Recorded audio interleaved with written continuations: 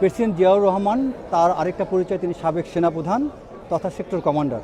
So সেনাবাহিনীর অংশ জিয়াউর রহমান, আর জিয়াউর রহমানের সহধর্মিণী হিসাবে বেগম খালেদা জিয়া আমাদের আর্মির একটি অংশ, এবং আমাদের বিশেষ করে রাওয়া ক্লাব সকল অবসরপ্রাপ্ত সেনা কর্মকর্তা রাওয়া ক্লাবের সদস্য হন, অ্যান্ড তাদের লেডি মিসেসরা বাই ডিফল্ট রাওয়ার সদস্য হয়। রাওয়া তথা সেনাবাহিনীর সকল এন্টিটির সাথে অন্য যে কোনো সামরিক কর্মকর্তার মতো সামরিক কর্মকর্তারা স্ত্রীরাও একইভাবে সদস্য হয়ে যান। তো বেগম খালেদা জিয়া সেনাবাহিনীর একটি অংশ, যদিও অত্যন্ত দুঃখের সাথে পরিতাপের সাথে আমাদের এবং অনুশোচনা বলেন বা লজ্জার বিষয় বলেন যে এই সেনাবাহিনী থেকে সেনা ক্যান্টনমেন্ট থেকে বেগম খালেদা জিয়াকে বিতাড়িত হতে হয়েছে। সো আমরা এই দুঃখ কখনোই ঘোচাতে পারবো না।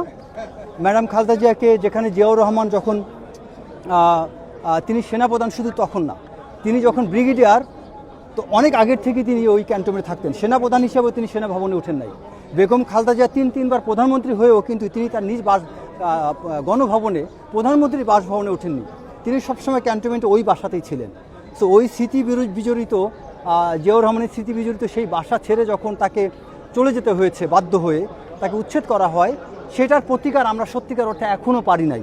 সো আজকে এই বেগম খালেদা জিয়ার এখানে কবরে আমরা জিয়ারত করতে এসে সকল সেনা কর্মকর্তারাই আমরা এটাকে অনুধাবন করেছি। আমরা এখানে ঢোকার পূর্ব মুহূর্তে পর্যন্ত অনেক সেনা কর্মকর্তারা আফসোস করছিল যে আজকে আমরা, লজ্জা লাগছে যে আজকে আমরা তার মাজার জিয়ারত করতে আসছি, আজকে বেগম খালেদা জিয়ার কবর জিয়ারত করতে আসছি, আমরা দোয়া করতে আসছি, কিন্তু আমরা আসলে তার জন্য কী করতে পেরেছি?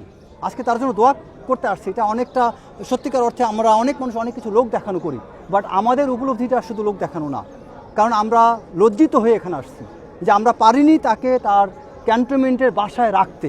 আমরা তখন একটা মানুষকে পাইনি এটা নিয়ে প্রতিবাদ করতে, কিন্তু আমরা আজকে লক্ষ লক্ষ মানুষ তার মৃত্যুর পরে তার কবরের কাছে আসছি।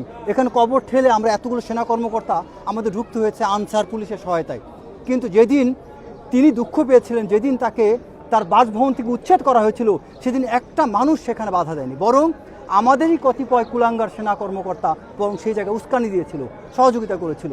সো আমি মনে করি এই কবরস্থানে বসে আমাদের এই প্রতিজ্ঞা থাকা উচিত যে বেগম খালেদা জিয়ার সাথে যে অন্যায় হয়েছে, বাংলাদেশে যাতে ভবিষ্যতে কোনো দিন কারো প্রতি এই অন্যায় না হয়।